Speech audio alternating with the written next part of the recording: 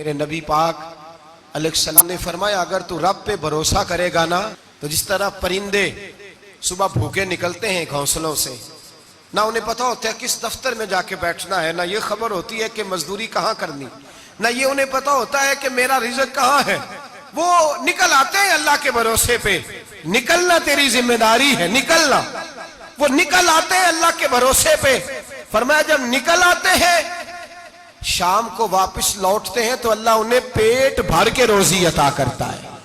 بھروسہ ذات خدا پہ، بھروسہ اللہ کی ذات پہ، رب کریم کی ذات پہ۔ بندوں پہ لوگ بھروسہ کرتے ہیں، دنیا داروں پہ، سیاستدانوں پہ، وڈیروں پہ، پھر بھروسے ٹوٹتے ہیں۔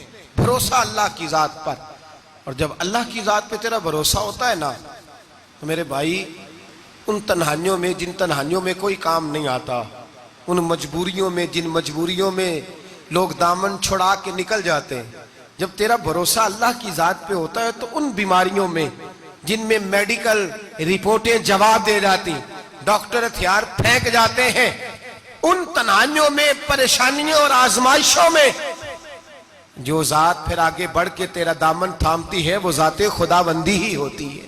پھر اللہ تبارک و تعالیٰ تیری مدد فرماتا ہے، پھر وہ اس کا کرم تجھے تھام لیتا ہے جب تو بھروسہ۔ حضرت ابراہیم کے لیے آگ جلائی گئی،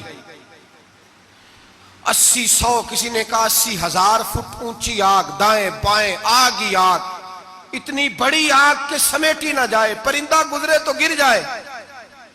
حضرت ابراہیم کو آگ میں ڈالا جانے لگا، کوئی ساتھی نہیں، کوئی پیارا نہیں، کوئی دوست نہیں، کوئی بھائی نہیں، کوئی امتی نہیں، کچھ بھی نہیں، اکیلے۔ منجنیق بنائی گئی، اس منجنیق میں رکھ کے پھینکا جائے گا۔ حضرت ابراہیم کو رکھا گیا، جب منجنیق میں رکھ دیا تو حضرت جبریل حاضر ہوئے، کہنے لگے ابراہیم کوئی ضرورت ہو تو میں حاضر ہوں، ایک پر ماروں گا آگ ساری ان کی طرف کر دوں گا۔ اب فرمانے لگے حاجت تو ہے پر تیرے ساتھ میری کوئی حاجت نہیں۔ وہ بارش کا فرشتہ آیا، کہنے لگا حضور حکم دے تو برسا دوں۔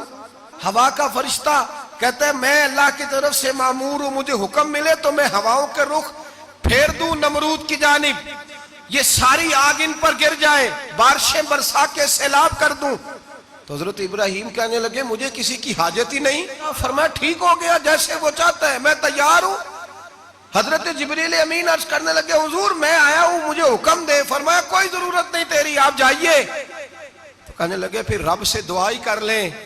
تو حضرت ابراہیم کی آنکھوں میں 2 آنسوں کے قطرے چمکے، فرمانے لگے رب کو نہیں پتا اس کا خلیل کس حال میں ہے، وہ نہیں جانتا، میرا مالک ہے، میرا رب ہے، میری پیشانی اس کے سجدے کی لذت سے آشنا ہے، میں صرف اس کی بارگاہ میں جھکتا ہوں جب مالک وہ ہے، رازق وہ ہے، پیدا کرنے والا وہ ہے، دینے والا وہ ہے، سننے والا وہ ہے، تو پھر مجھے بڑھ کر سنانے کی حاجت نہیں۔ جبریل آپ جائیے، میرا بھروسہ اللہ کی ذات پہ ہے، میں جانوں اور میرا خدا جانے، بیچ میں کوئی نہیں آئے گا۔ حضرت سیدنا اور پھر اللہ تبارک و تعالیٰ کے نبی کا بھروسہ تھا تو پھر آزمایا گیا ان کا بھروسہ۔ یہ نہیں کہ آگ پھینکنے سے پہلے بجھ گئی، بلکہ تمام کتابیں اٹھائیے، آگ میں ایک دفعہ گرنا پڑا، آگ کے اندر جھونس دیے گئے، ڈال دیے گئے، جب آگ میں گرے ہیں پھر آواز آئی ہے یا نار کونی بردم و سلاما علی ابراہیم، اے آگ اب تو ابراہیم کے لیے سلامتی والی بھی ہو جا اور ٹھنڈی بھی ہو جا۔ تو رب تعالیٰ فرماتا ہے تو مجھ پر بھروسہ کر، میری ذات پر تیرا توکل ہونا چاہیے۔ من یتوکل علی اللہ فہو حسبہ، تو میری ذات پر بھروسہ کر، میں تیری دنیا بھی اچھی کر دوں گا، تیری آخرت بھی اچھی کر دوں گا۔ توحید باری تعالیٰ کا مطلب یہ ہے کہ اپنے آپ کو اپنے رب کے حوالے کر دیں، اپنے آپ کو اپنے، توحید کا مطلب یہ ہے کہ اپنے آپ کو اپنے رب کے بس اس کے حوالے کر دیں، وہ جس طرح چاہے اس طرح کریں، جو ہمارے لیے فیصلہ کر دے اس پہ سر تسلیم خم ہے، جو مزاج یار میں آئے اس پر دیکھیں نا، حضرت ابو بکر، جناب عمر، عثمان غنی، مولا علی، یہ خلفاء بنے، باقی صحابہ میں سے کوئی شخص بھی اس مسند پہ آیا کوئی نہیں آیا۔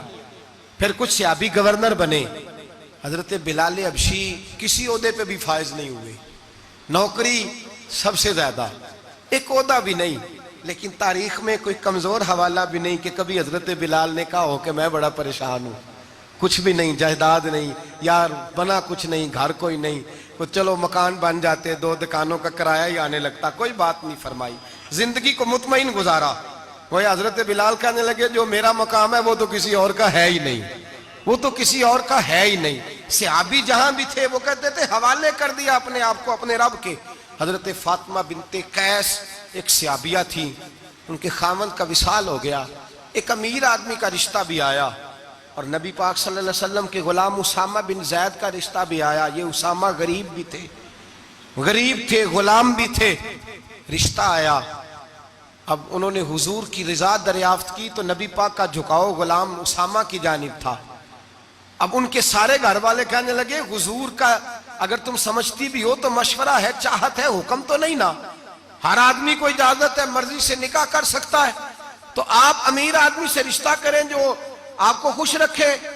تو حضرت فاطمہ بنت قیس کہنے لگی ماں باپ سے آپ میری فکر نہ کریں، مجھے میرے نبی کے حوالے کریں، اللہ مجھے کبھی ضائع نہیں کرے گا۔ میرے بھائی اپنے آپ کو رب رسول کے حوالے کرو۔ ہم لوگوں نے اپنے آپ کو اپنی سوچ کے حوالے کیا ہے، نفسیاتی مریض بن گئے ہم لوگ۔ پریشانی ہے کہ ختم نہیں ہوتی، دقت ہے کہ ختم نہیں ہوتی، مفت کی آوازاری ہے، ہر وقت لوگ ڈپریشن اور ٹینشن کا شکار ہیں۔ بھائی اپنے آپ کو اپنے رب کے سپرد کرو۔ یہاں تو کوئی کسی چودھری کو کہہ دے کہ بھائی جس طرح کا تیرا دل کرتا ہے میں تیرا اس طرح کر لے، تو وہ انسان کا نقصان نہیں کرتا، کہتا ہے وہ تو میرے پلڑے میں ہی آ کے بیٹھ گیا ہے تو کیسے نقصان کروں۔ اگر رب کریم کو کہہ دو گے کہ یا اللہ تیرے ہیں، جس طرح تو بہتر سمجھے ہمارے ساتھ سلوک کر، اس کی بارگاہ کی طرف جھک جاؤ، اس کی جانب توجہ کر جاؤ، اللہ تبارک و تعالیٰ کے ہو جاؤ۔